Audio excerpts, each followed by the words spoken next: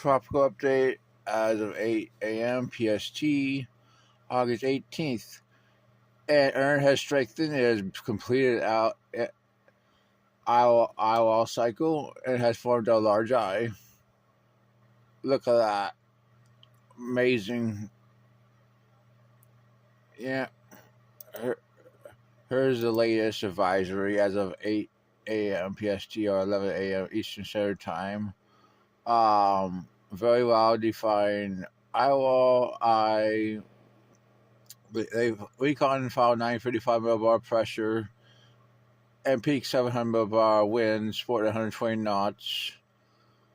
So yeah, it's a Cat 4.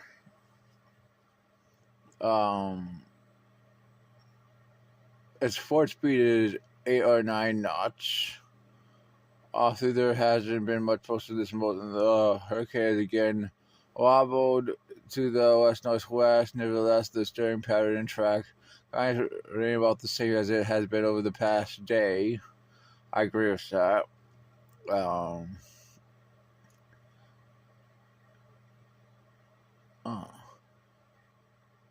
Yeah. So pretty much, they expect the next 12 hours it will peak at 145 miles per hour, then weaken, but stay a major through 60 hours.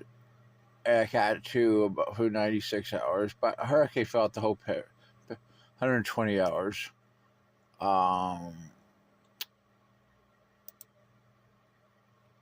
Here is the track. Takes it northwestward, then northward by late Tuesday into Wednesday, then northeastward by Wednesday night into Thursday, out to sea, which is in line with all the models, as you can see. We definitely have a slow weakening from here. Now we're going to talk about another system we have out here. This is going to be our next system we're watching. It's going to move westward across the lake. And the NHC has a 50% chance of formation over the next 7 days. I agree. It's going to move west-northwestward at around 20 miles per hour. And we've been watching this for the last 5 days, but here it is on the GFS 6C. I gotta watch a couple of those, a western one and an eastern one. 96 hours, it's moving close to the Leeward Islands. 120, it's moving the United States Virgin Islands. The CMC more or less develops the western lobe a little bit more. Let's go to 144. Yeah, that doesn't really develop the CMC either. The ECMW F4 140 definitely shows the western one, north of Puerto Rico.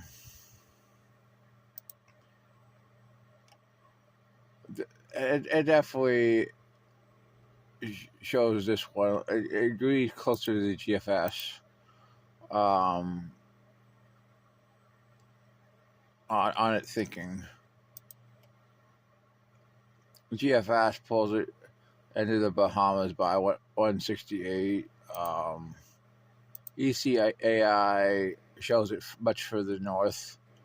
Getting in that trough again. And models have shredded more northward. And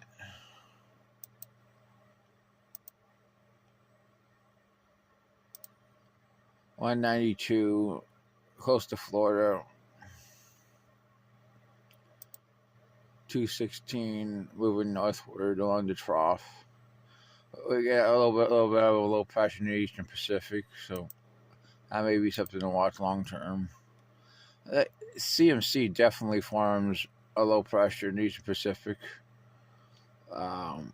even stronger with it, and the 220s.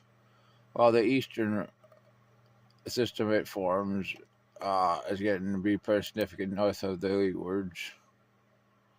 right here. Here's 240. And actually, it develops a hurricane in the Eastern Pacific by this time. So pretty cool.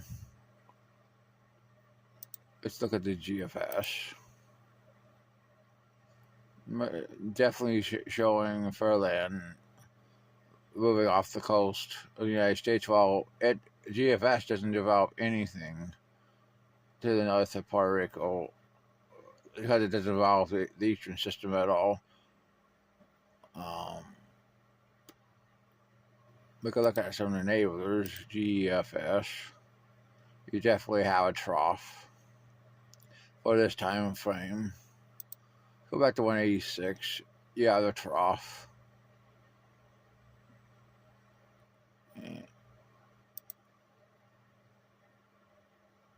Come on. 210, you have a trough. So any system is going to be selected northward